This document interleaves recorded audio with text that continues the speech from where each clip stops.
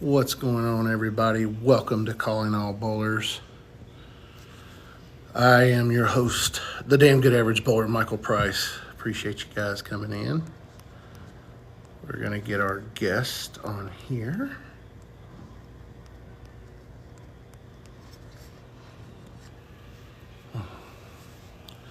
Get Miss Breanna on here. There we go. What's going on, Dylan? How you doing, buddy? Welcome in. We're just waiting on our guest. There she is. All right, Breanna, let's get you invited here, ma'am.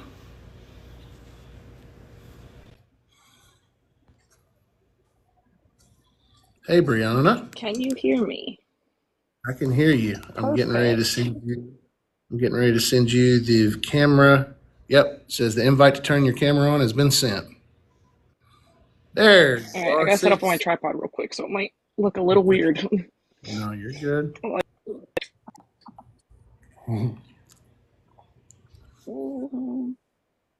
Good enough.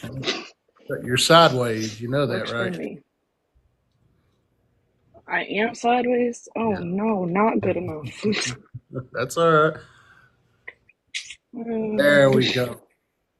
Maybe I'll just hold it. I'll live. Will it not sit in your tripod like vertically? It don't work. It's real cheap. Real cheap Okay. tripod. Okay. It's okay. All right. Not a big Well, deal. how are you doing this evening, ma'am? I'm doing well. How are you? I'm doing all right. Long day in the shop. I'm actually trying to get Can my you hear stuff me? situated. Okay. I can hear you good too. So, You're well, all good. all right. So let me get Perfect. off that part. First and foremost, trying to give a couple people time to come on in and join up on the show. I'm trying to send it to a couple of people on here I normally send it to. So, but yeah. So everybody, welcome to Calling All Bowlers. We are on episode 19, and I get to cross off another state in the great state of Pennsylvania. Welcome, Miss Breanna. That's right. How are you That's right. doing? Tell everybody what's going on. I'm doing very well. And there's I'm our good glad to buddy. be here. I'm very excited. I love yapping. Hey, ain't nothing wrong with that. Well, this is going to be a good one then. We got our good buddy Brian in here, and usually Brian takes down all the questions and everything for our Q&A part of it. So if any of y'all have any questions for Brianna when we get towards the end of the show, we'll do the Q&A segment with her. And just make sure you tag Brian. Brian, if you could throw a little comment in the chat, let everybody know where you're at. And yeah, he's liking the live. Brian is the one that hits the like button a lot. So, because obviously, the more likes you do in your live, the more it gets out to people. So, but glad we're all having an awesome Saturday night, and I do appreciate you coming on the show, Brianna. Let's get right into it. I got Thank you. I got your itinerary here that you filled out on my questionnaire. So I like how your answers are like very simplistic. But tell us more about yourself. Tell I'm a us a little bit simple more about. person. Okay. So what makes Brianna simple then? How about that? Okay. Well, I work, I bowl, I play video games. That's my Mm, life. That's what I do. I get tattooed. That's my favorite pastime. okay. Uh, so when was your latest tattoo? Wait, how long ago was it when you had it done? Latest tattoo was probably like 2 months ago. Okay. Probably like two Do months you? ago, I got my latest one done. I have another appointment coming up in April to continue my sleeve. Okay. You right arm or your left arm? My right arm, I got a blackout sleeve going, Okay. so pretty excited to keep that on. Well, we talked a little bit about the tattoos because my guys Dustin and Curtis, they both got the DGAB tattoo logoed on them. Oh, They, Curtis maybe was I should send about an it. hour I got enough. I'll and send it. yeah, Curtis was about an hour and a half, and Dustin's was about a solid 5 hours because he got the color and everything done the same day. Oh, nice. Yeah, So, so pretty I love a simple. good You day work, sit where you just sit for 8 hours and just let them go. right? Well, I mean, If I keep I'm talking not a over you, fan. I'm really sorry. I have like connection issues. Oh no, no, it's okay. Totally fine. It'll get to you, and we'll go with it. It ain't no problem. Um, like, so where are you originally from? You're outside the Philly area, like a suburb of Philadelphia. Yep. Yeah, I'm in Pottstown, so closest area to relate it to is Philly. It's pretty close. It's like less than half an hour away. I've always been in Pennsylvania. I was originally like Morgantownish, but we'll call it Lancaster for lack of other people's understanding of Pennsylvania. But I've Okay, always been in okay. PA. So you basically said work a lot, not a lot of free time. Hmm. When you do, video Nope. games. Let's get into the Hmm. video games. Tell me some of your favorites because I'm a video gamer too. You know League of Legends? Tell me about it. League of Legends. I'll put it to you like this, okay? I'm a Nintendo kid. Hmm. I'm a Nintendo kid. My favorite title is Zelda. I don't know if you've seen like three of my lives this week, but I'm doing a I've walkthrough for seen you were everybody. going live, but I haven't been able to tune in. Nah, no, it's okay. It ain't no problem. But I'm actually posting those walkthrough videos on my YouTube channel too. So that way Okay. people can say, wow, this guy really does know his stuff. But if you were watching the lives, like I've missed a lot of stuff on this Majora's Mask walkthrough. And then it's like, oh, well, I haven't played it in so long. So that's my excuse. But no, tell us And about, it, what'd you say, League of Legends? yeah, League of Legends, a PC game. The reason I asked is because it's like a widely hated community. So it's just like a well-known toxic game. I don't play What? it as heavily now, but I play Teamfight Tactics is like an auto chess that's through the same client. I play that way more often than I do League now. It's much more calm. No, no anyone yelling at each other. What? I was about to ask you, why is it considered toxic? It's just the community. It's like a 5v5 game, so like your team really likes to put the blame on other people. It's just a well-known, it's like a good old Call of Duty lobby from the Xbox days, but typing to each other. Mm-hmm. That Hmm. a lot of kids these days don't understand them 5v5s and one on ones and the chat rooms and everything from Call of Duty. So yeah, they if they were to do that now, I don't think we'd have a lot of people playing Call of Duty. No, absolutely not. Absolutely Okay. not. Well, Nintendo, I'm a big Pokemon person. okay. Pokemon. See, I never got into Pokemon, but I got a ton of people around me and friends that do play Pokemon, and it's okay. I Pokemon is don't great. see the thing about it is like I don't like even if I don't like if I haven't played it, like I don't hate on it because again, it's video games. It's okay. Hmm. It's totally cool. So, all right. So you work. Let's talk about work. You Hmm. tell everybody where you work. I work for Wendy's. I am an assistant manager. I've been with the company for about 5 years. I've been in fast food for like nine. Basically, all of my adult life, I've been in fast food management for a majority of it. Like So, quick to management. I was a crew member for like 2 years and then put into management. And then I've worked my way up from your base shift manager up to an assistant. I was a stand-in general manager, but I didn't really want the permanent position. I'm cool with my assistant manager position. I put enough time in. I don't need more. So tell us some stuff about just fast food in general. Like, what are some of the things that a lot of people that are not fast food civilians, I'm going to call them, uh, the people that are fast food civilians that don't understand the whole thing around it, like what is some of the things they don't understand that maybe we can bring awareness to people because I'm all about saying, hey, let's be a little patient with them, y'all, because they're doing the best they Hmm. can. I'm sure you faced a lot of days where you've been short staffed. So why don't you tell the audience like just some stuff that would help us try to understand y'all's position better? Yeah, we're just people. We're just people doing our best. And a lot of time in fast food, like a lot of my employees are kids working their first jobs, like trying to make their way through their high school career and everything. And it's like they're doing their best. We're all just people doing our best. And I feel like fast food just gets a lot of slack. Like you tell somebody, "Oh, I work for a fast food restaurant," and they're instantly like, "Oh, well, why do you do that?" It's like, you're quick to eat there, but you don't want anyone to manage it or run it. It's not an inherently hard job, but it is stressful. Like you got to be able to deal with that stress. It's a lot on your body. I'm on my feet for 10, 11 hours a day running around a Wendy's. And like, yeah, I don't know. I think like a lot of people just think it's just this simple burger fries, and there's more to it.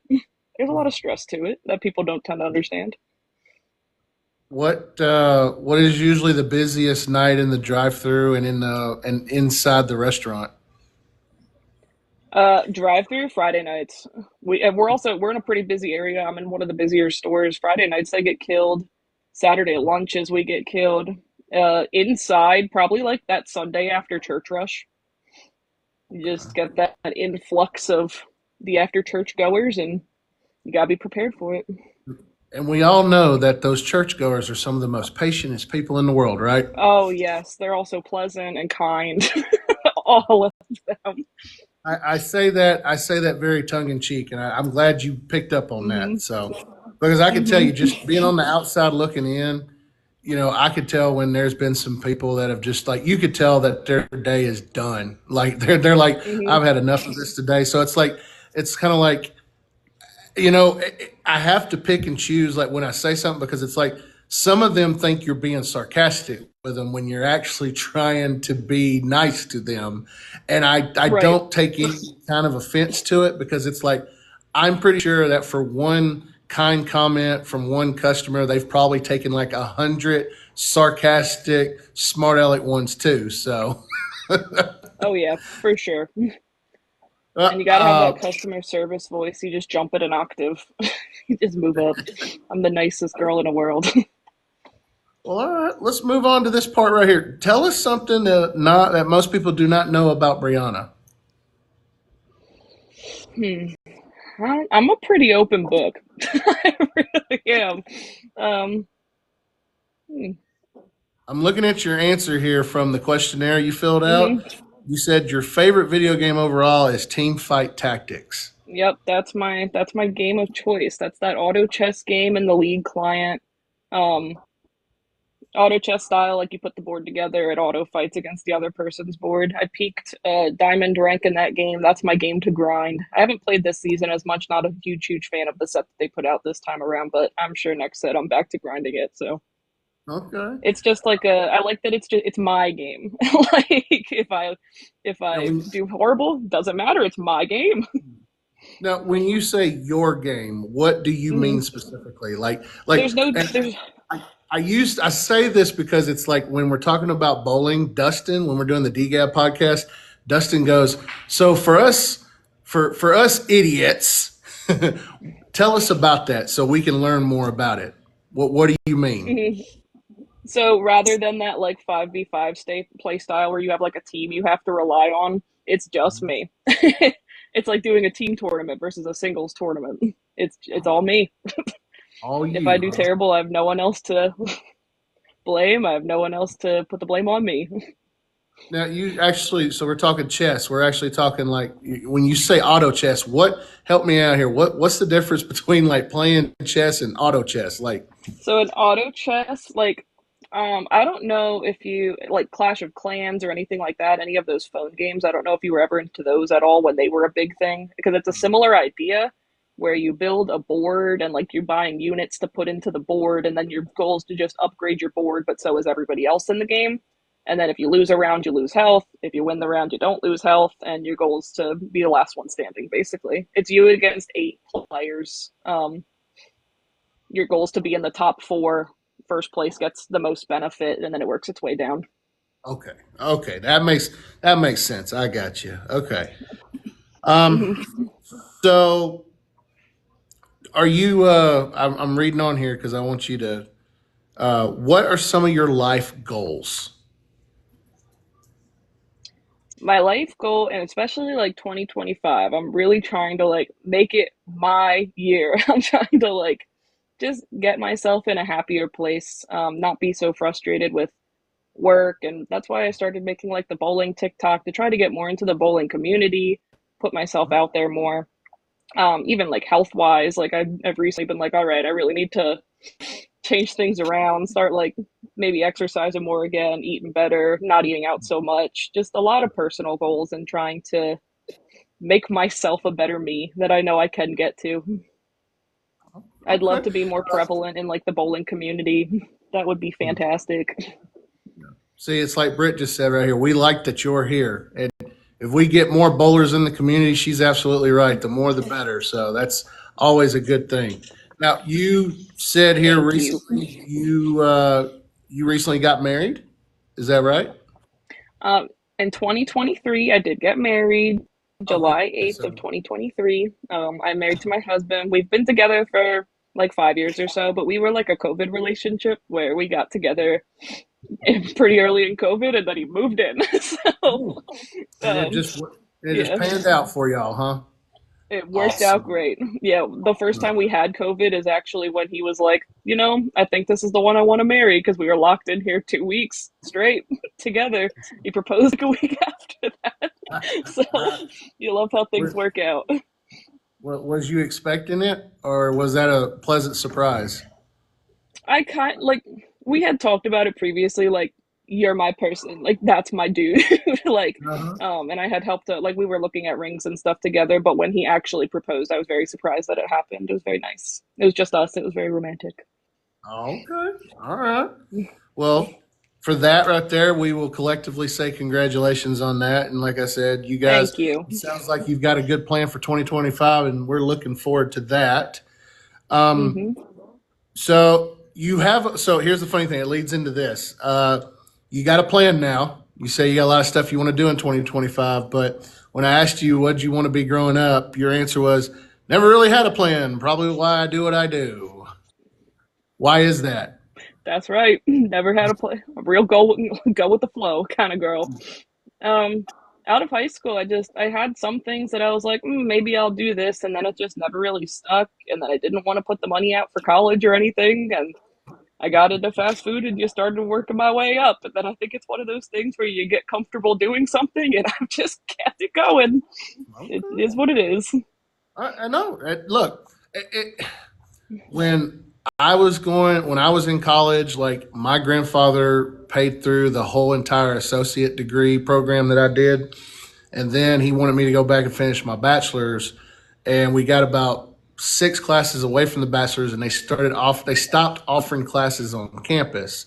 And I had told him, I said, I don't learn online. I could not have been in going to high school or anything like that during the whole time when the stuff was remote, COVID, big thing, 2020, 2021. I would not have flourished in that time trying to learn because my thing is I interact with people and those experience and everything, those teach you. And it kind of goes into your bowling too. Like you're actually learning something and getting better at doing something. So, more power to all these kids that had to go through that and graduate it in the unorthodox ways that they did at the time. So definitely. Um, Yeah, for but sure. I did online schooling a year of high school. It's rough. I did it one year, I did it my junior year, and I went back to school my senior year. I said, I can't do this. I cannot teach myself. and that's what I told my advisor. I said, and his name was Kane. I said, Kane, I'm not learning. I'm not absorbing Hmm. anything that they're trying to teach because it's not physically in front of me. I mean, like this right here, but is literally like the whole early beginnings of online courses was like they send you the email assignment, you fill it out and send it back. It wasn't more, maybe it might have been a little bit better because it's like us talking like we are right now. But again, I just feel like I wouldn't have been able to, I don't think I'd have been able to adapt that well. So anybody and everybody that's done it, like you just said, you did it for your junior year. Hey, you have my commemoration and my, and all that. So, with that being said, we're going to get into the good stuff now. Everybody's got a good idea about Sarah. So if you guys got any questions, tag Brian and he will collect those and we'll get those answered at the end. But now we're going into the meat and bones. We got through the appetizer here, knowing a little thing about Breanna. Again, thank you so much, Breanna, for joining us. I really do appreciate Yeah, it. try to.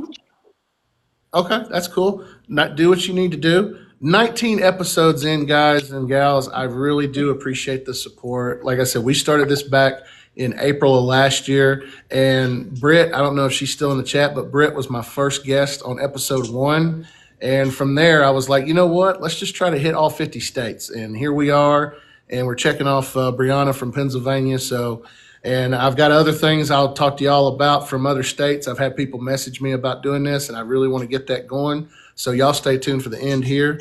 But we're going to get into the main course here. We're going to talk bowling here, y'all. So Breanna, tell us how long you've been bowling. So I bowled in high school originally. I think I started my freshman year, but I wasn't on the team my freshman year. And then sophomore, junior, senior year, I bowled varsity. Um, and then I think I bowled like 1.5 seasons as an adult after graduation. And then the house that we bowled at actually ended up closing, and that's what sparked my first retirement. um, so I quit for I think it was 5 years, and then I've been back into it for I think 3 or 4 now. I'm not positive how many seasons we've done back. If my brother's in here, maybe he'll tell us in the chat how long we've been back because he forced me back into it. But I'm glad He he did. forced you, he forced He you back did. into it. So tell He us. sure did. Let's go to before you gave it up the first time. Hmm. What pushed? What like turned you away from it to begin with the first time around? Um, I think bowling in high school is just like a big burnout. It actually is a pretty common thing that happens. We see a lot of like even the big high school, like I was never anything insane in high school, but even like the big average bowlers that you see in high school, they just get really burnt out, and after high school they're like, all right, I'm done. And sometimes they go back and sometimes they just don't. But you gotta think, you're bowling like 5 to 6 days a week, you're practicing, you're bowling matches, you usually bowl like that Saturday morning youth league, and it just gets to a point where you're done. So I bowled like 1 season as an adult, 1.5 as an adult, and I was like, I think I'm good. I'm gonna turn away for a bit or So forever. We'll so see. so just classic burnout is your reasoning, Yep. right? Okay. Yep. So now we get on the other side of it here. You say your brother forced you back into it. Did he really force you back into it, or were you missing it? So he really did force me back into it. It was like during COVID. He says we came back in a summer, so we've been back like 3.5 years. Is what he's Zach Williams in the comments. That's my brother. He Okay. says he really did force me back into it. The first league back was like in COVID period, and he was like, "Man, I am bored. Like I need to do something."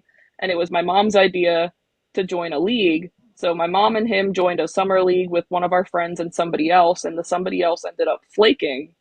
And then a Mm-hmm. couple of weeks in, my brother Zach, he was like, "What if you joined the league?" And I was like, "No, I'm good." And he's like, "What if I pay for half of it?" And I was like, "Hmm, now we're Okay. talking." So All right. for that summer league, he split the cost. He paid half of it, I paid the other half, and that is what got me back into the sport. That So that doesn't sound like a force. That sounds like an incentivized he's move to get you persuaded. back into it. He said, Persuasion, right? "Hmm, Right. yeah."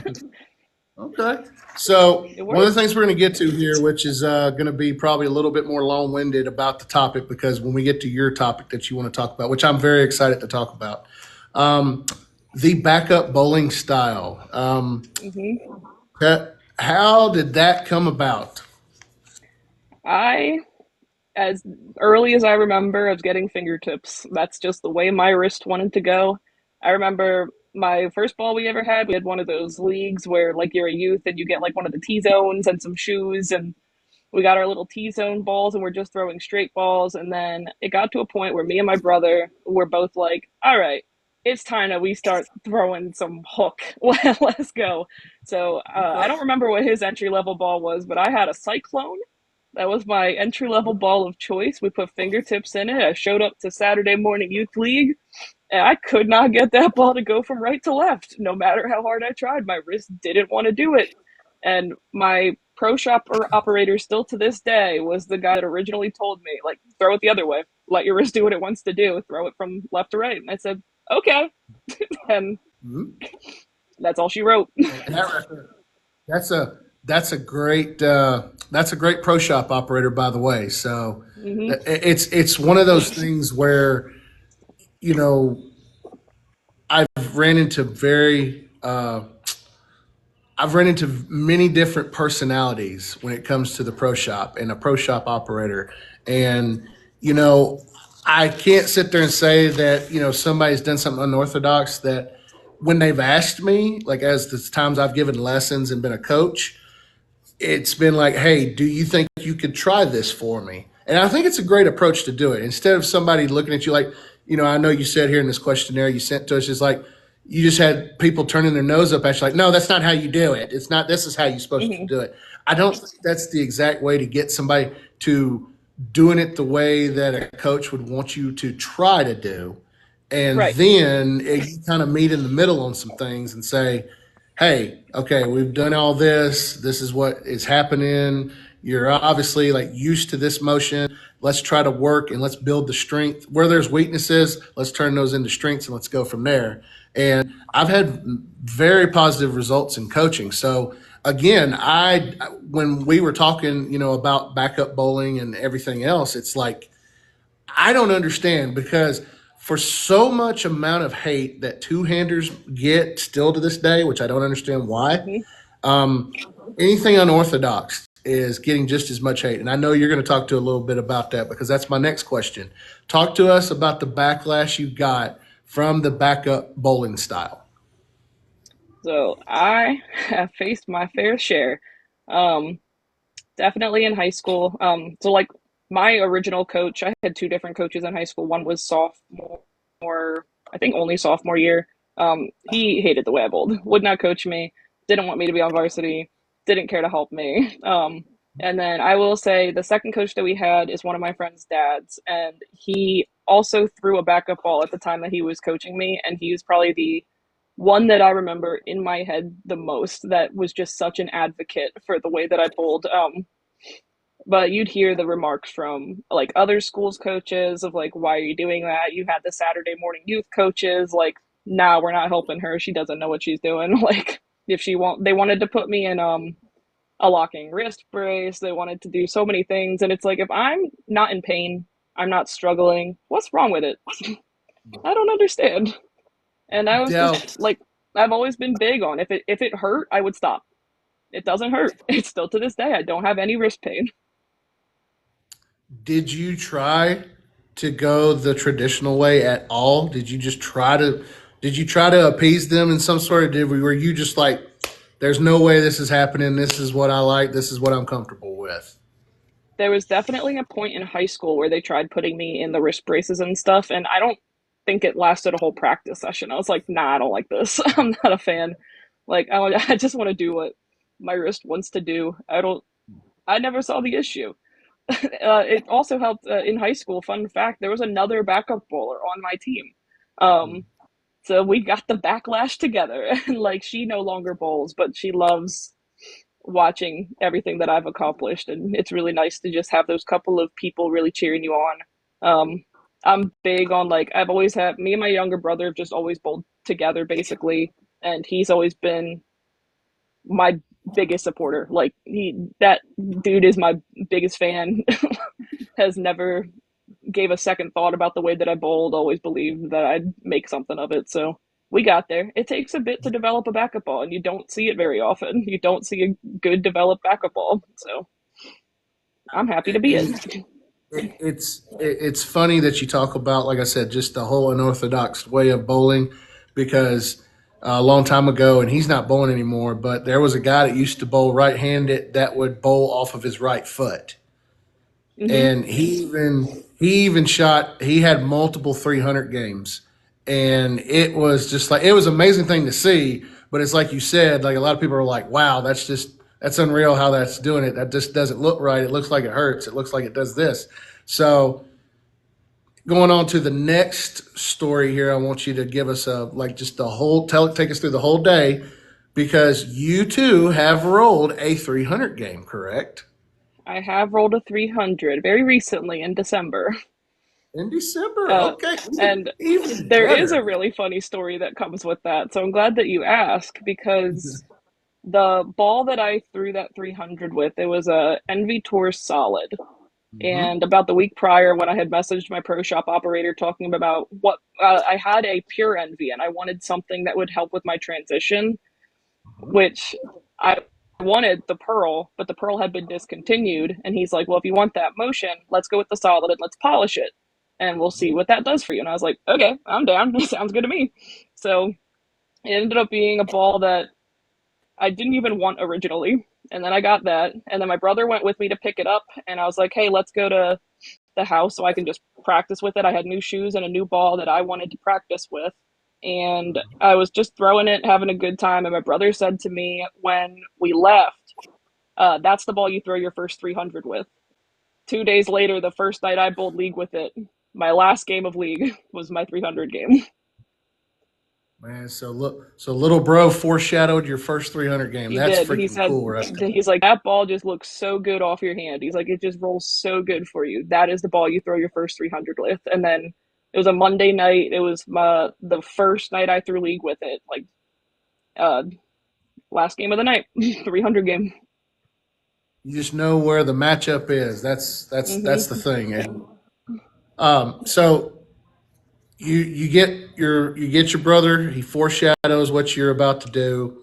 So the day comes. Take us through that whole day leading up to that awesome moment.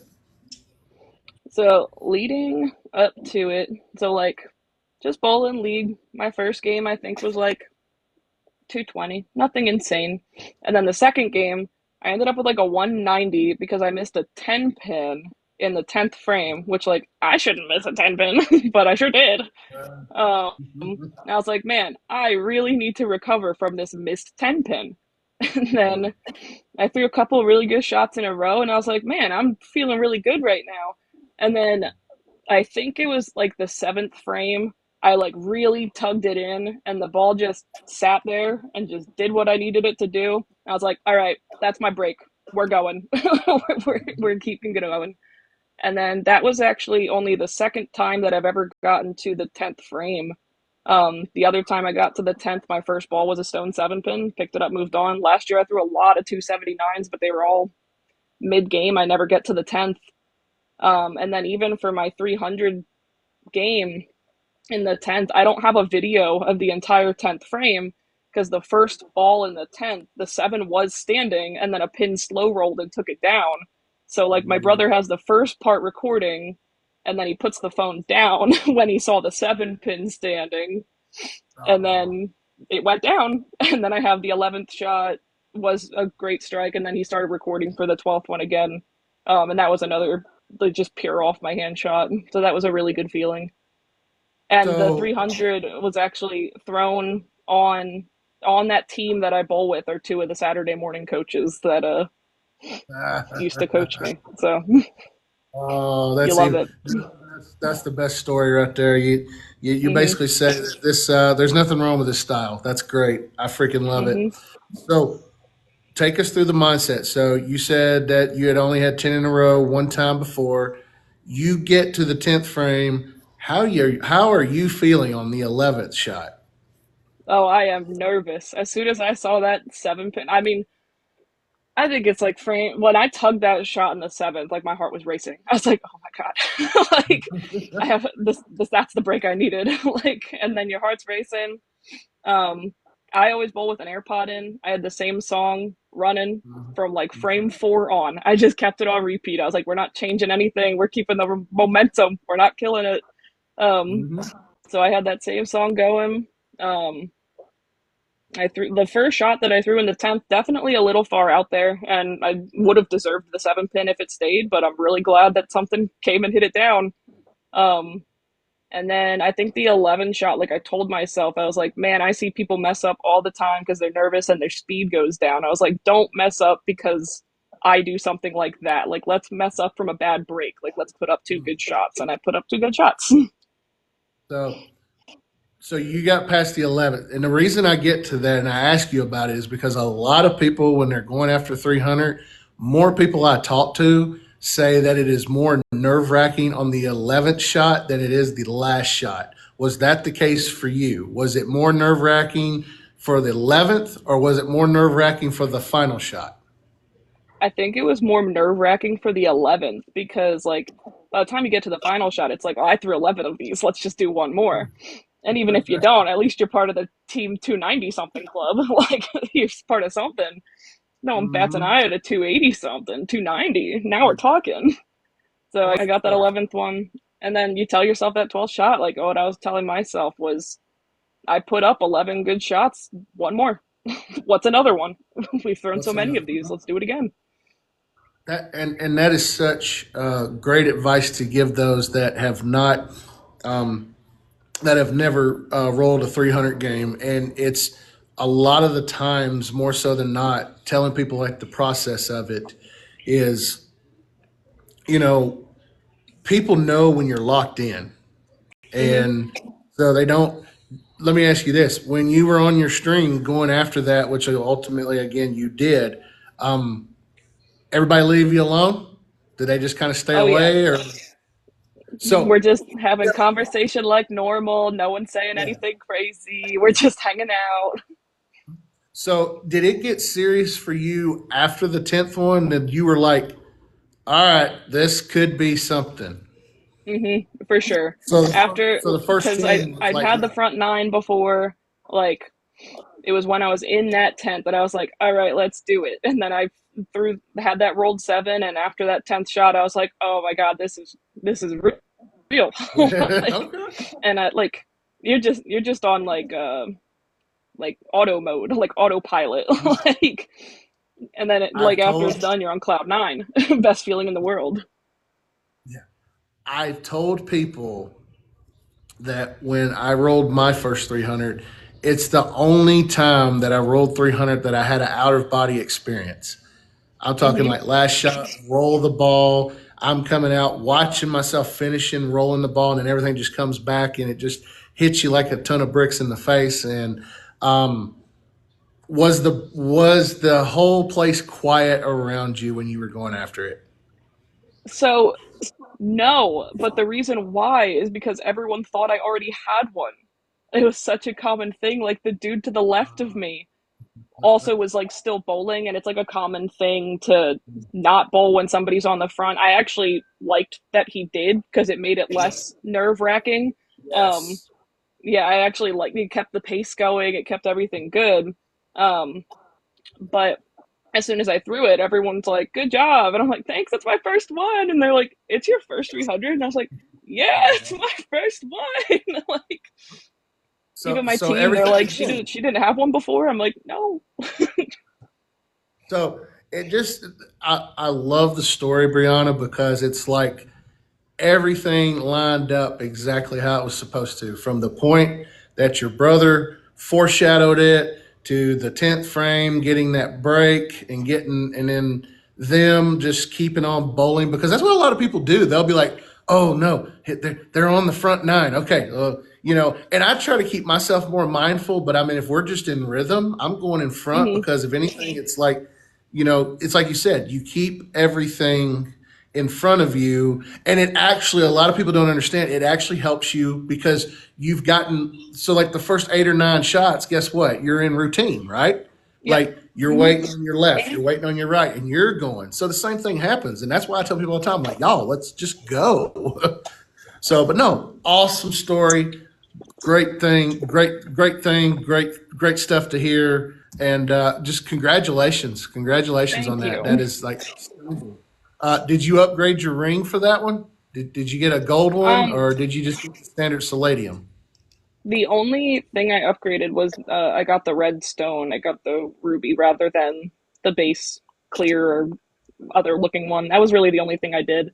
Um, I think I'm gonna buy another ring because I just went with like one of the free ones and it's not my favorite, but I really like the regal option that's like in Yes. there, so I might just get another one, like Yeah. because I But this prefer one I that got look on and right it's here, something that that's I my wear favorite. more.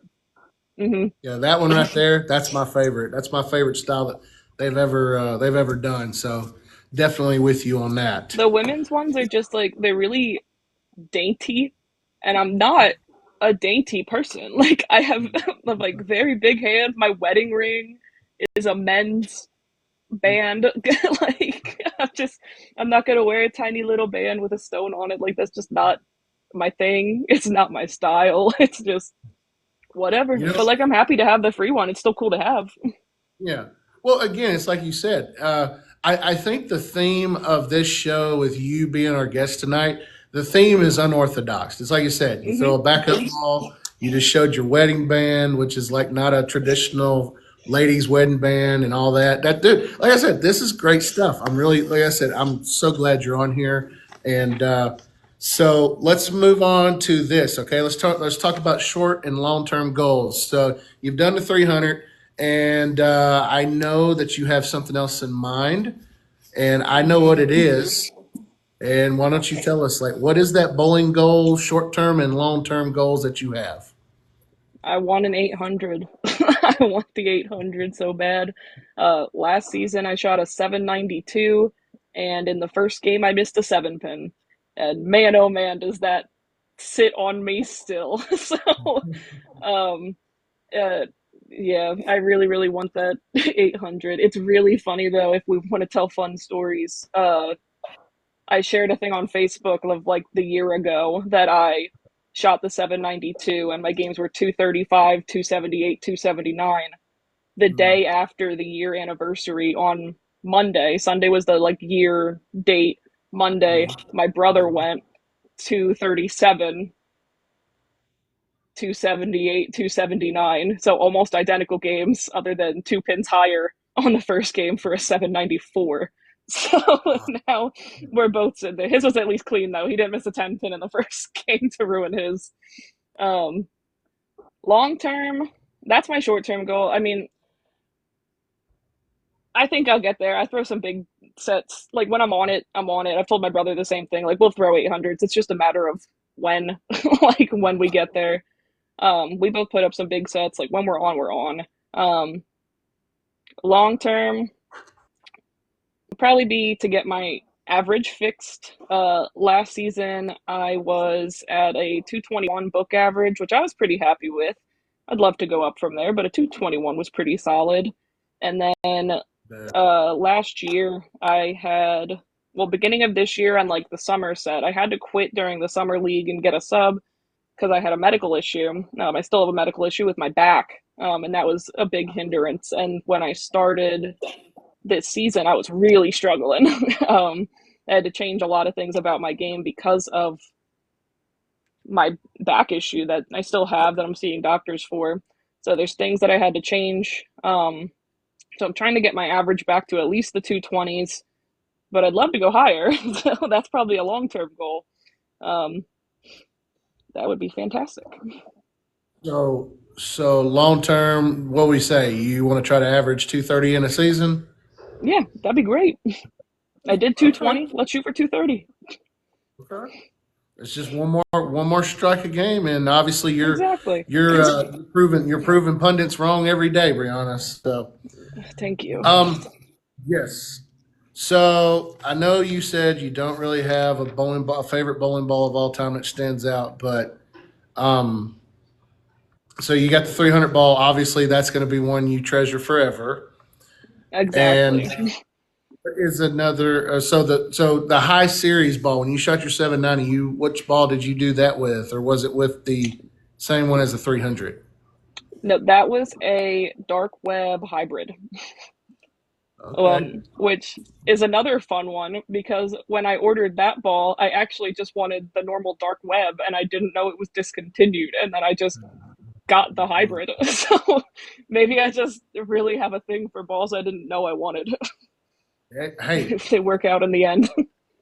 I have a guy in the shop, and he is very easy to deal with because he comes in, he says, "Mike, I need a number one ball," which means that's his Hmm. like most oil ball. Then he's like number two ball, the medium oil ball, and I need a number three ball, which is the light oil ball. So yeah, and that's another thing. Like I want to give like a little plug in here for all the pro shop operators out there. we all appreciate those types of customers is when they come in and go one, two, or three. Just pick one out. I don't care. So, hey, luck with. You've obviously had a lot of. Would you call it lightning in a bottle? Would you call your bowling lightning in a bottle? Would What do that you be mean by fair to that? say? Like things have happened when they're supposed to happen. Like it's Yeah, like for whatever sure. happened, it ain't like it's not getting. It's there's nothing that's going to stop your momentum. That's what I mean. Like lightning in a bottle, it's Yeah. going to happen. So, Yep. It's well, meant I to will be. It's tell meant to be. you exactly, and that's the thing. As you, the thing about 800, okay, and I guess that is you're kind of giving me a segue here to kind of share a little bit of knowledge about 800s. 800s are probably the most unexpected thing. Hmm.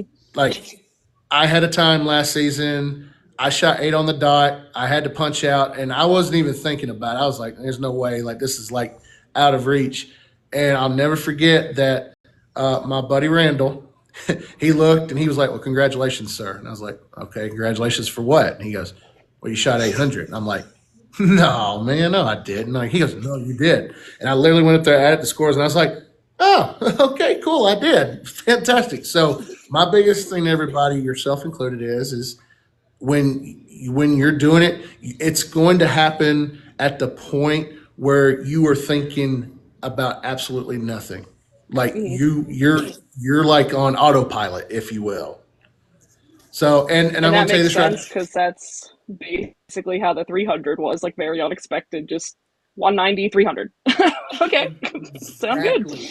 Exactly. So I will not be surprised the least bit if you message me at any point this year and you're like, "Hey, by golly, I did it." I did So it. you did it. I'm telling you, it's there. I know it's going to happen. So, all right. So let's move on here. So basically, dark web hybrid and NVTOR solid, two of your favorites. Yeah, I'm a big Hammer fan. All right. I don't really know what set me in stone that I just love Hammer, but I'm not like against another ball. I just really like Hammer, so that's what I stick with. I stick with what I like, and it hasn't always been like that. Like when we first came back, the old ball that I was using was a High Road, which it's the goat. There's a reason why it's been on the market for as long as it has been. Um, Their next one's but going to be phase two because that was going to be another longevity one like the high road. So I totally, yeah, mhm. absolutely. So, all right. So let's look at this here, okay? My We've brother said had, Hammer bad in the chat. He's yeah. a Hammer hater. Well, look, I can't. Like I said, my thing is like I'm working in the pro shop. I'm on Hammer staff. I've been with Hammer since 2009, and the Hmm. only reason I am on Hammer staff is because I do work in the pro shop. So letting Hmm. everybody know out there, if you're looking at staff positions and what they look for, being in the pro shop for most of your career definitely will help, and having your boss's endorsement will definitely help. So keep that on track there. But getting to it here, so we've talked about short term, long term goals. We talked about favorite bowling balls. Let me ask you this. Let's take a little change here of still in bowling, but because I've asked this question for like the last two or three episodes. I've asked everybody because it is very important that we have this platform for you to express how you feel and give your thoughts and your opinions on the state of bowling currently. And what do you feel is the state of bowling currently? And let's do it in two parts. First of all is leagues, and the second part is tournaments. So let's start with leagues, and then let us know when you're going into your tournament part of how you feel about things. So I am in an area that is definitely feeling the wrath of Bolero. We have like four main houses around us. Three of them had the same owner. The other one's the one we still bowl at. The three that had the same owner got bought out by Bolero, and they are going downhill quick. They don't keep up with the approaches. They don't really care about their lead bowlers. And I know that's not just our area, that's a pretty common occurrence. They're definitely big on, they want it to be a family fun center. They don't want it to be a bowling alley. They want the parties to come in because that's where their money is.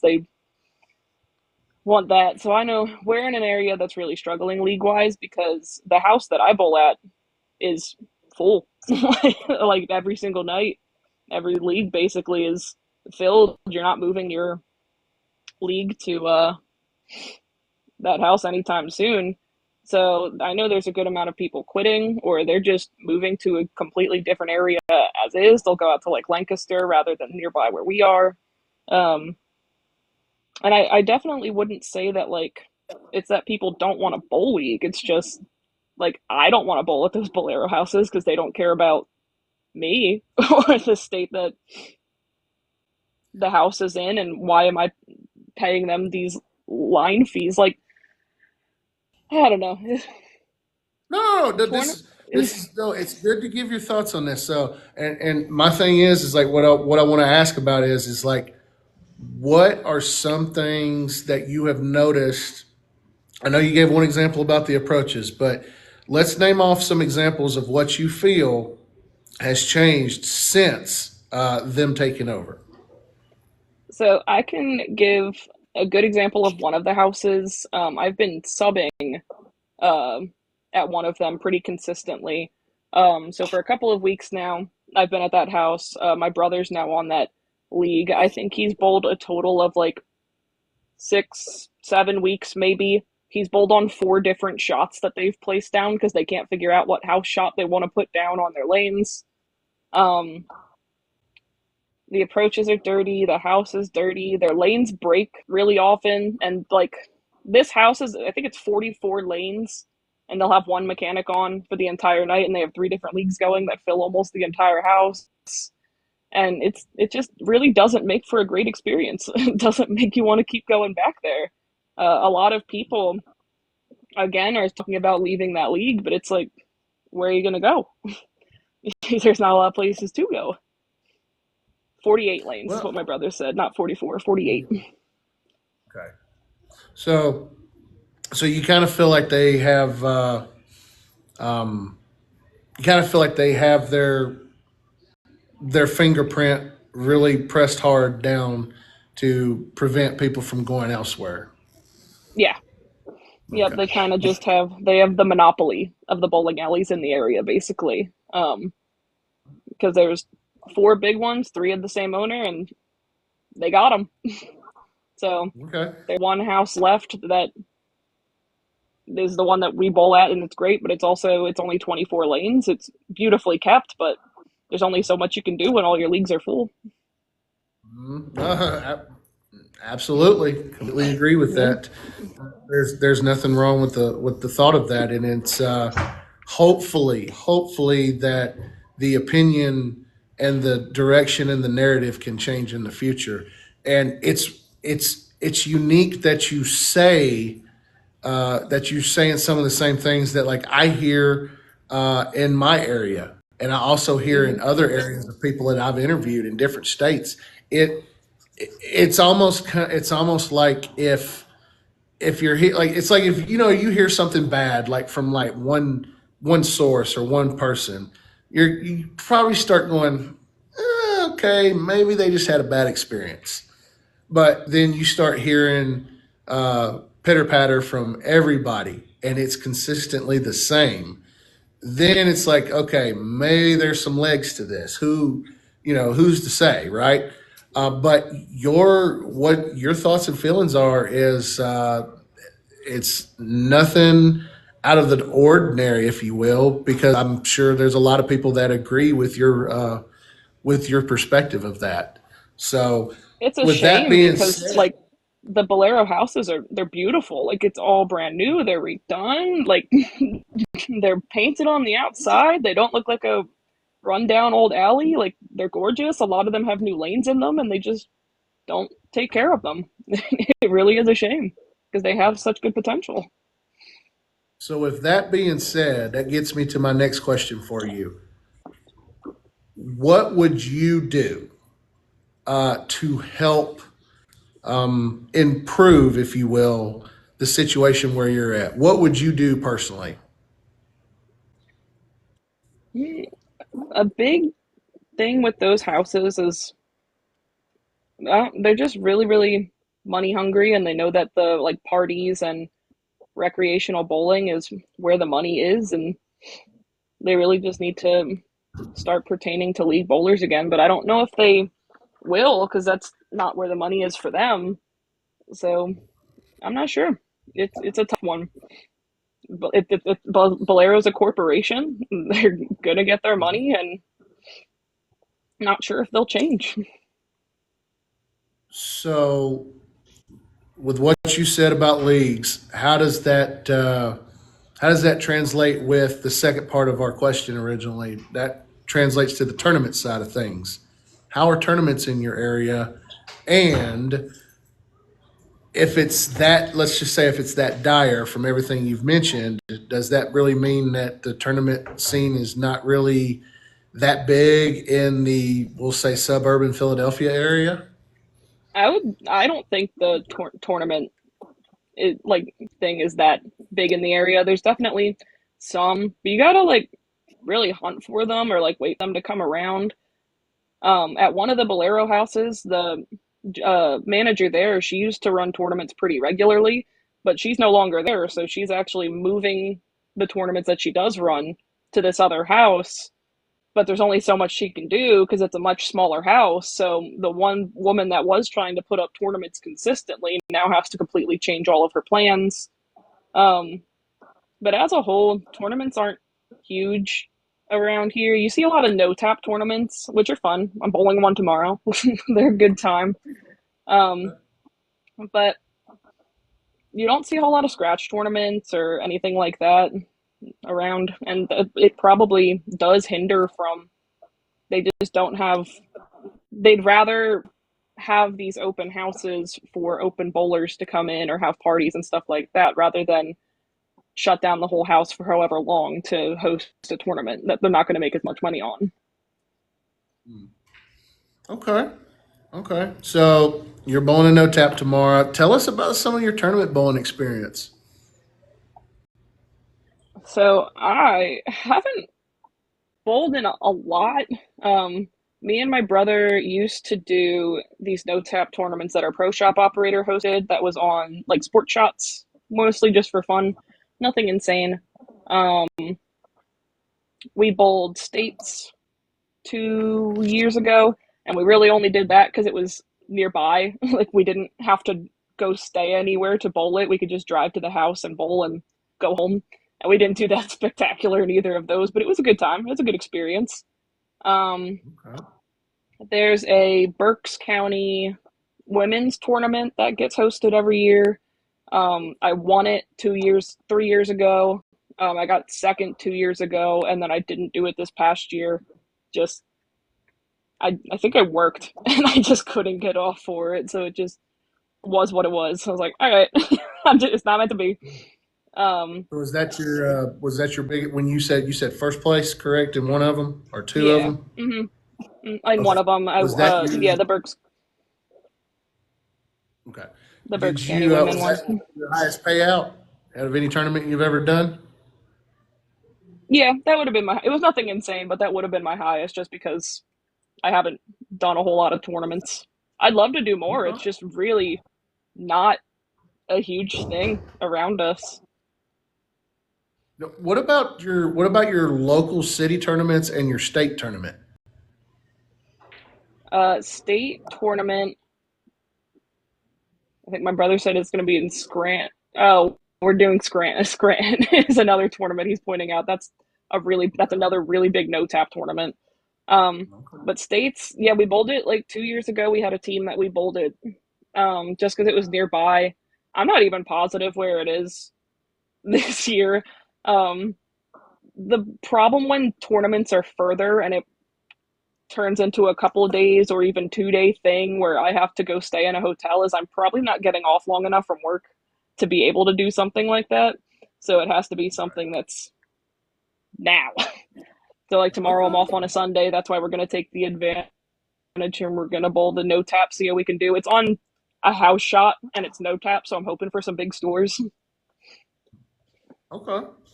We'll Well, see. I will say this totally the best of luck to you and everybody going. And Hope you got some good stuff to post about it, some good results from it. I'm looking forward to hearing that. We're going to get to the part of our show here, which is the pick your topic. And when I asked you, I said, what is something you would like to discuss more about bowling related? And your answer, and I quote, was, I would love to talk about the hatred in the bowling community for unconventional bowling styles. Obviously, as a backup bowler, I love to see something crazy on the lanes, and we can go as far as the two handed hate in the community. So, first and foremost, what do you want to say to everybody that is a proverbial hater of unconventional styles? You can make anything work if it's consistent. If somebody's willing to put the time in, even if it's harder than a conventional style, if they're willing to put the time and effort into making something consistent, who are you to tell them that they shouldn't? Like, I don't I don't know. I've got so much hate over the way that I bowl, and at the end of the day, I just don't understand how it affects somebody else so much to watch me bowl and just dislike it enough that they have to make a remark about it. And I'm sure that there's other people that throw these unconventional styles that feel the exact same way. Well, if you notice, I'm sure you're getting a lot of that backlash, if you will, from many traditionalists. And the Mm-hmm. best thing I can tell you, Brianna, is you're getting it because people that do not understand it or not educated by it, uh, that's just what they're quick to. It's something they have never seen. They don't understand. They're not educated, and I think it's to quote what's his face from Ted Lasso: "Be curious, not judgmental." Mm-hmm. That's a So really good way to look at it. absolutely. So you you obviously are not getting as much hatred, I believe, since you have shown some people up with your style. Is that correct? I sure have. Like I haven't gotten much lately. Every once in a while, you'll get those people that gotta say something. Pretty recently, oh, I did do a doubles tournament with my brother. We didn't do good in it in any way, shape, or form. That's why I didn't even think to mention it.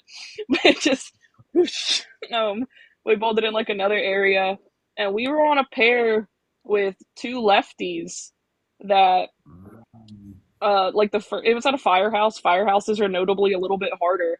And the first game, they blamed them on not being able to score purely on me. It was purely my fault. Why is she throwing a backup ball? And they were very dead set that they had a problem against this backup ball until I beat them both in series. And then they had to shut up Everything's real not going to be quick. okay. Yeah, and then Uh, they were asking me about like how my equipment's drilled and if it's drilled for a lefty, and suddenly they didn't have a problem with it. And it's like 2 games ago, you sure had an issue with me. It's until and they know that's that the you can thing. score with it. Yeah.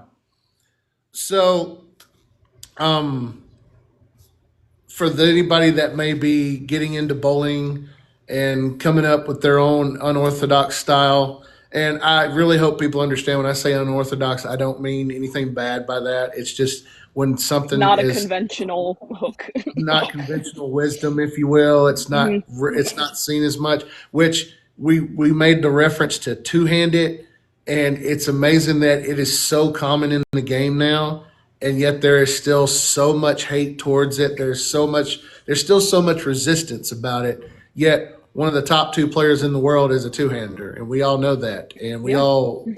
I mean, again, whether you like it or not, you have to acknowledge that. So so, any advice to anybody coming up in bowling who may have an unorthodox style, such as yourself? What, from all your experiences and from all the backlash and everything else, put all in, wrapped up, what would you say to them, Brianna?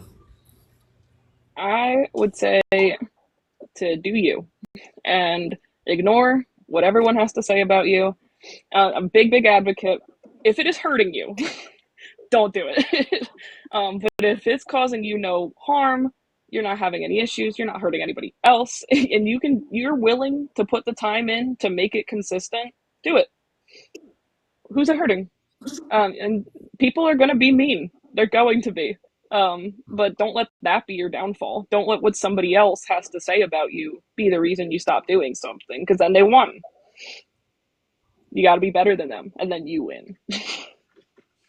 No, great advice. I could not agree more. All right. So we're getting to this part now. Again, guys and gals out there, if anybody has any questions, please tag Brian and let them know the question. And when we get to the end, we will ask Breanna. But getting down here to the nitty gritty, Breanna, what has been the biggest life lesson you have ever learned? So, big life lesson is to just. I don't remember what I wrote on that paper, but off the top of my head, I'm going to say, don't care so much about what people think about you. You gotta like yourself. You can't care what other people think about you. I used to be a very quiet, reserved, anxious, like didn't want to talk to anyone because I just really cared what everyone thought about me. Um, and I'd say the last like 2 or 3 years, I've really come out of my shell, and it's like, who cares if they don't like me? I know the people that do. I like myself, and that's what matters.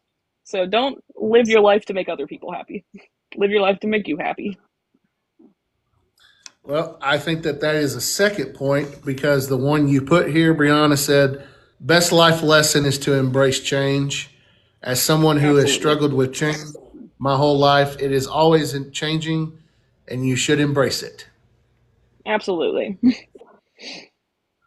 All right. And next question here for you. What is the best life advice or advice in general you were ever given and who was it from? Ugh, what did I put on that paper? I don't even remember. Now I'm on the spot.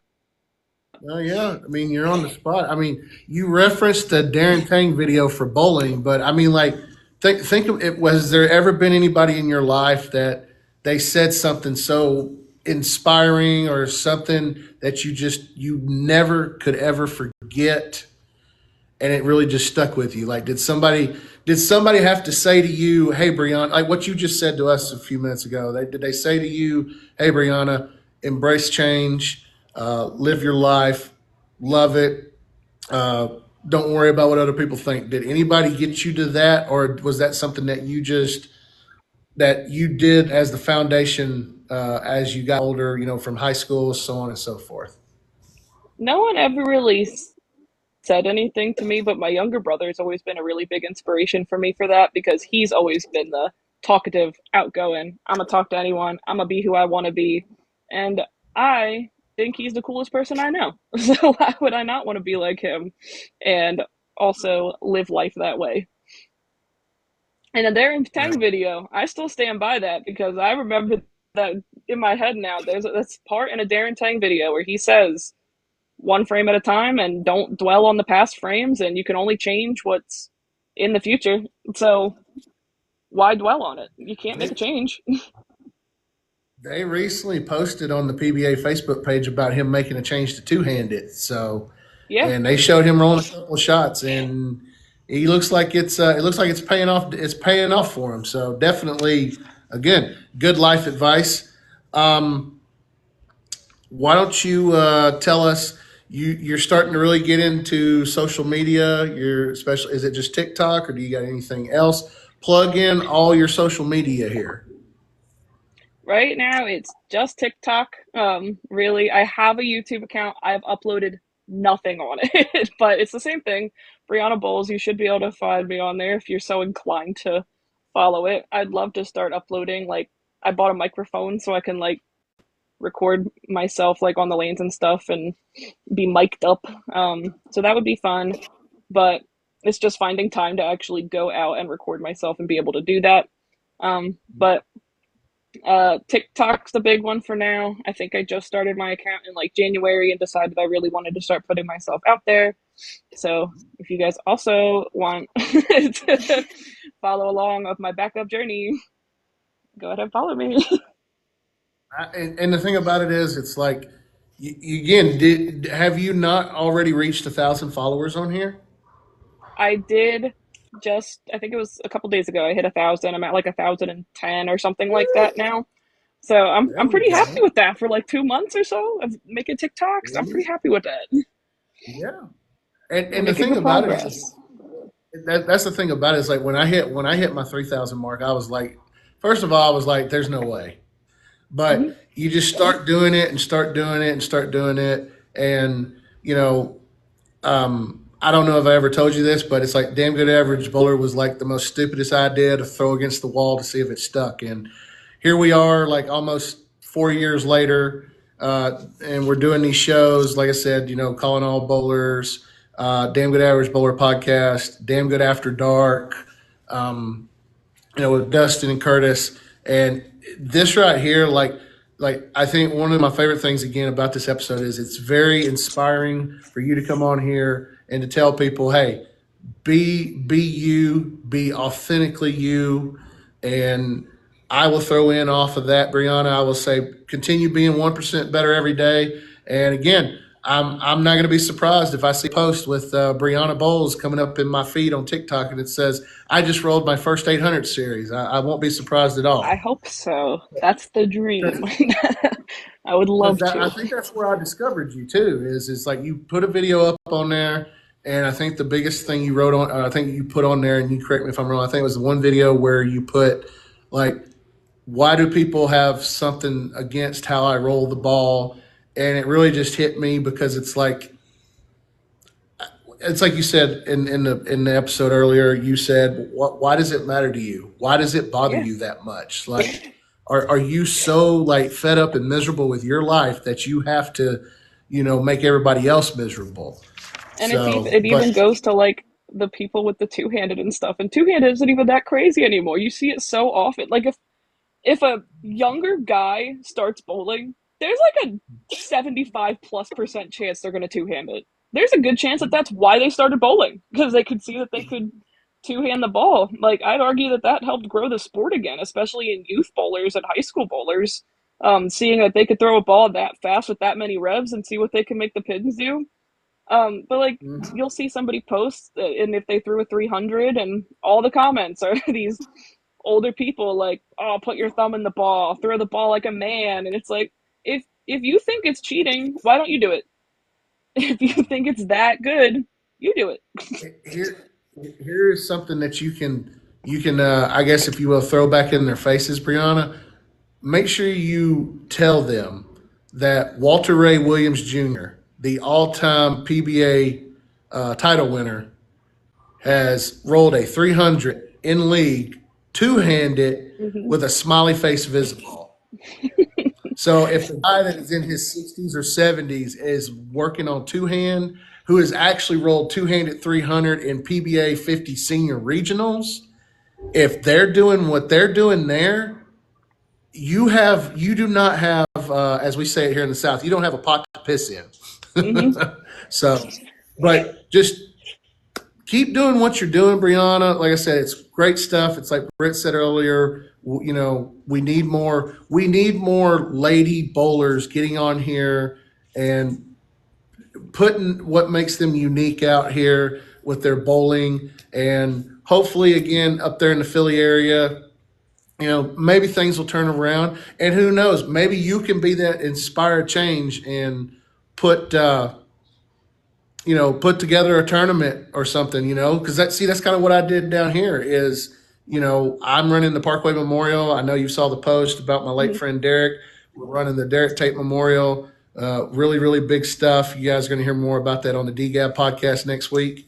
But, um, you know, be the change that you want to see is what is I've always been told. It's like if you have an idea, again, throw it against the wall. Throw it against the wall and Yeah, see if it sticks. Worst case scenario, it doesn't stick. So really, really awesome stuff you're doing, Brianna. I'm so damn proud of you. Keep doing I what you're appreciate it a lot. doing. Thank you. Yes, yes, ma'am. Absolutely. So, Brian, perfect timing right here. If anybody has any questions, now is the time as we're winding down the show here. If you've got any questions, let us know so that way Brianna can answer them for us. And So Brianna Bowles is your tag on here as it shows right here, correct? So if Yep, you Breanna guys give Bowles. Brianna a follow, Brianna Bowles, YouTube channel. I know you said you didn't have nothing posted or anything posted on it, but it's still Brianna Bowles, of course. Mhm. So that is your brand. That's That my is your brand. That's what brand, we're gonna girl. cook with. Brianna Bowles. See, there you I'm go. trying to make Francis just a. followed. I'm trying to make like a emblem, or I don't know what you want to call it. Like you have your little beaver. Logo? I want to make, yeah, I want Yeah. to make a little logo. That's what I'm working on. Girl, you let me know when you have a shirt and I will get one from you. Absolutely. Thank you. I'm You working let on a me know. little logo. Okay, I like it. I like it. I want to hear it. Okay, so you make sure you stay in touch with me. So anybody, if anybody's got any questions, now's the time. We're winding down here.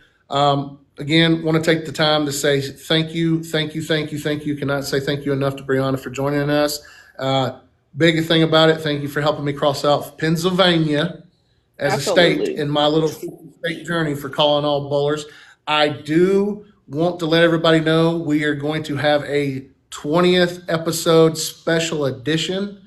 And who's to say that between now and the next episode, the 20th episode, we're going to try to collectively get previous shows guest on here. I have heard from some of y'all that were guest on here the first 18 episodes about wanting to come back on and give us an update. So if that's something again, and Brianna, you're not limited just because you're the most recent episode. I do the next episode. If something big happens, hey, come on here and we want to hear about it. And it won't be like this is, of course, but it'll be like kind of let's put everybody in here, catch an Hmm. update, and then go out get somebody else in.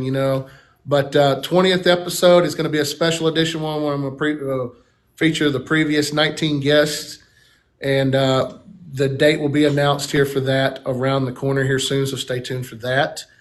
And again, Damn Good Average Bowler podcast is next Saturday night at 6 p.m. Central. Hope you'll join myself, Dustin, and Curtis for that episode.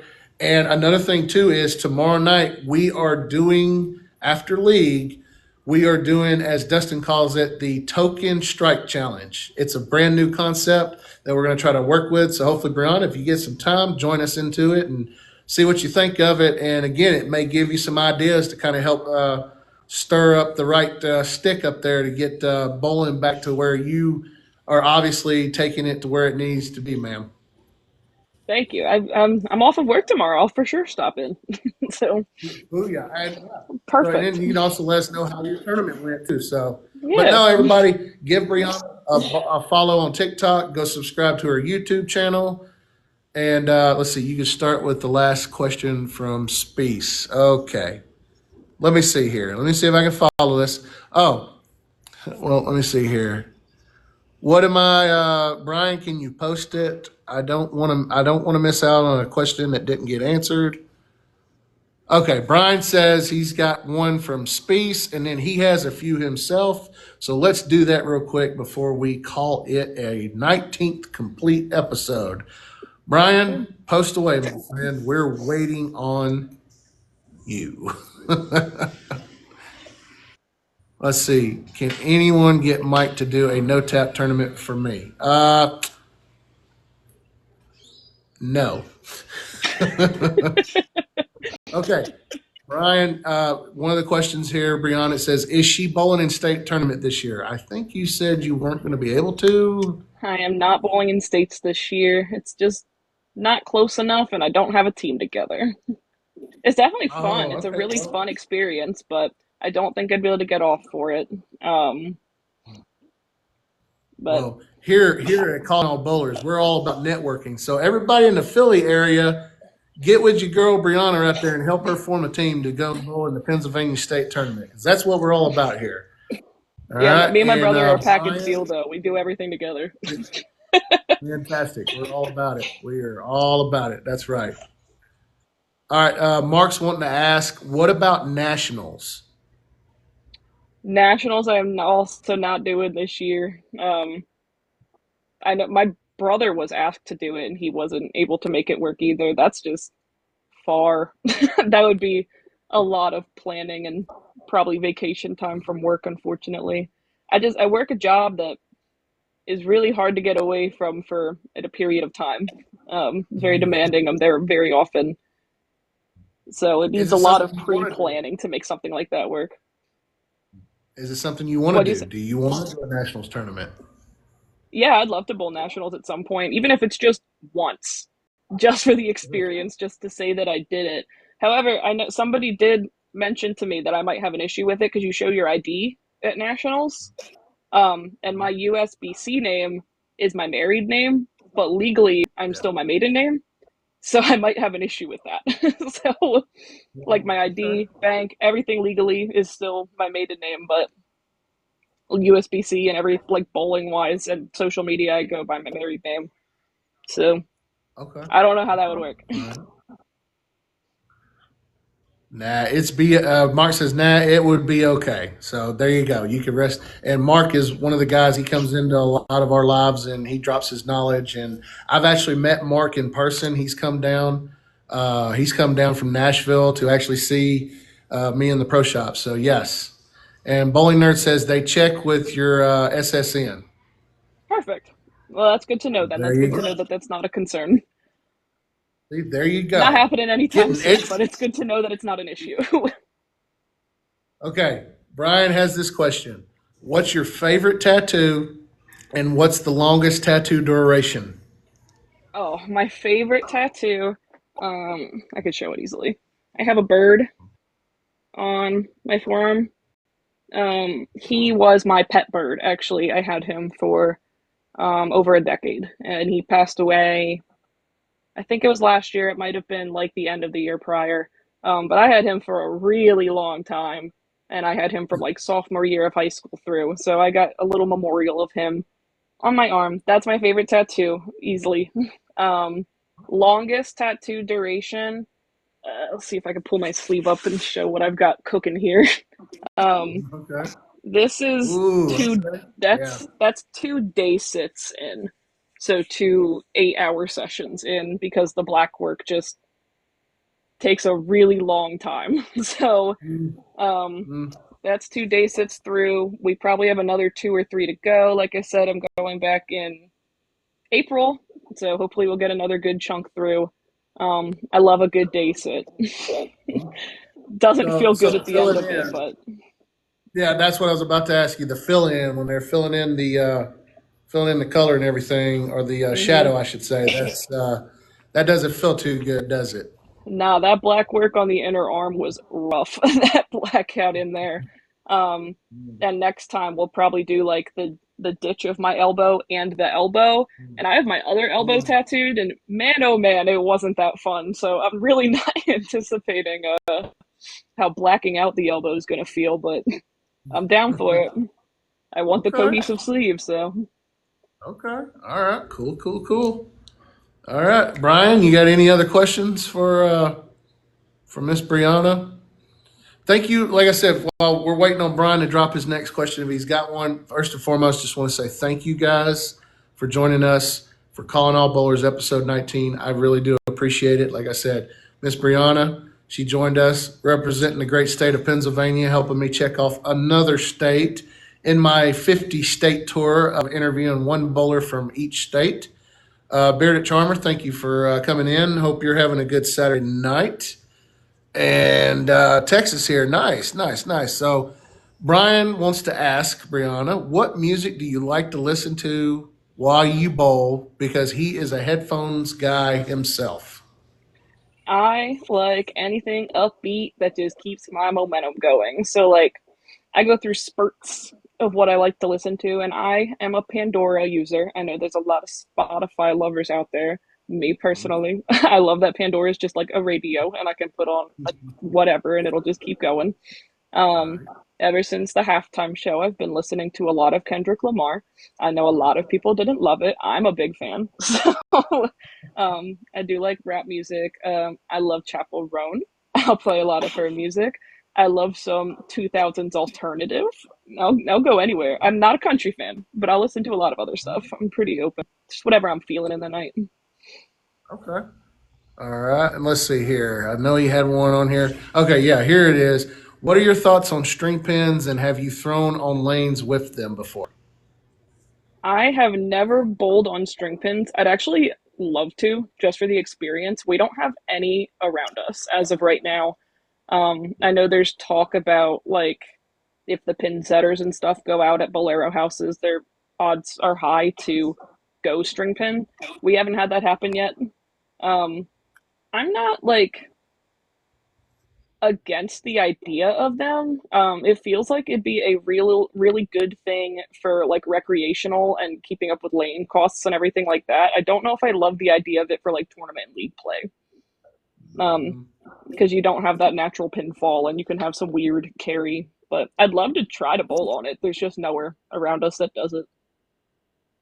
Okay. Well, all right.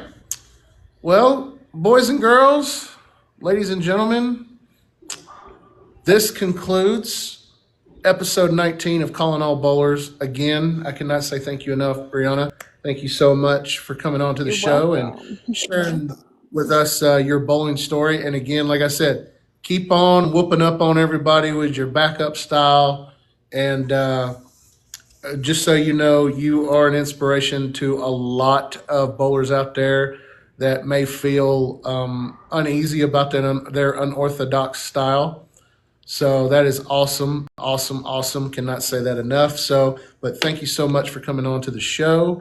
Everybody else out there, if you've not done so already, again, give me a follow, like some of my TikToks, give me a comment, and also Brianna Bowles, give her a follow as well on here and on her YouTube channel. I am also on YouTube. Give us a subscribe on there. I'm on Facebook, like and follow there, and I'm on Instagram, like and follow as well. So that being said, and also cannot say enough to every one of y'all. 10,000 likes for this episode. Thank you, thank you, thank you so much, Brianna. It's been an absolute pleasure having you on the show, and hope Thank you to so hear much from for you. having me. Absolutely. And I hope to hear back from you here in a couple of weeks when we get episode 20 planned out. And I hope to have you back on here with a brief update of how things have been. And I'm telling you, I think I'm going to go ahead and try to foreshadow like your brother did and say, I think your 800's coming a lot sooner than later. Oh, that would be fantastic. Again, I really appreciate you having me on here. It's been a really good time. I was a little nervous coming into it, but you're so easy to talk to. It's so Well, easy. hey, listen, I've had a good teacher in my buddy Dustin who does his own podcasting, so that's what makes this easy. So, but thank you everybody, and again, Brianna, you have a wonderful evening. Everybody out there, you guys have a wonderful evening. And another thing I'll tell you too, Brianna, I may be on a little bit later to do walkthrough number 5 of Majora's Mask. Okay. So if you got some free If I time have time, I'll absolutely out stop there, in. stop in and say hey, you know. But thank you, everybody. Calling All Bowlers, episode 19. Thank you so much. I appreciate y'all. And as our good friend Stephanie on here says, we will catch you all on the flippity flip. Y'all take care.